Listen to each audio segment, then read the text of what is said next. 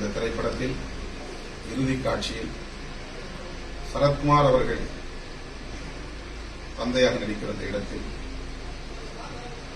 அவர் மகளை கொல்ல விரும்பாமல் பேரனை கொல்ல முயற்சிக்கிற போது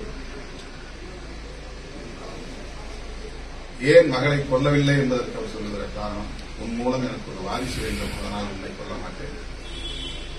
இந்த பேர பிள்ளை எவனுக்கோ பிறந்தது, அது என் சொத்துக்கு வாரிசாக இருப்பதை நான் ஏற்றுக்கொள்ள முடியாது என்று அந்த குழந்தையை கொல்ல போகிற இடத்தில் நமக்கே பதவி ஏற்படுகிறது. என்ன நடக்குமோ என்ற ஒரு பதற்றம் உருவாகிறது.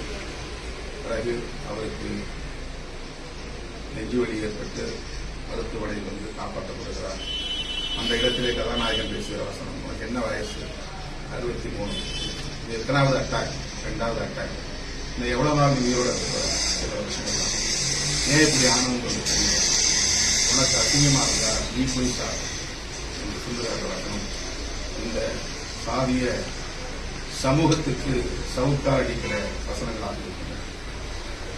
ஆணவ கொலையை நியாயப்படுத்துகிற சாதிவாத கும்பலுக்கு புத்தி புகட்டுவதாக இருக்கிறது. பயாலஜிக்கலா, லீகலா, டெக்னிக்கலா எல்லா வகையிலும் இந்த பேரப்பிள்ளை, இந்த குழந்தை உடைய பேரப்பிள்ளை இதை ஏற்றுக்கொள்ளும் என்று சொல்கிற பிறகு சரத்குமார் அவர்கள் மனம் திரும்பி அந்த தம்பதிகளை ஏற்றுக்கொள்வது, பேரனை ஏற்றுக்கொள்வது என்ற காட்சி நம் அனைவருக்கும் ஆறுதலை தருவதாக இருக்கிறது, மன நிறைவை தருவதாக இருக்கிறது.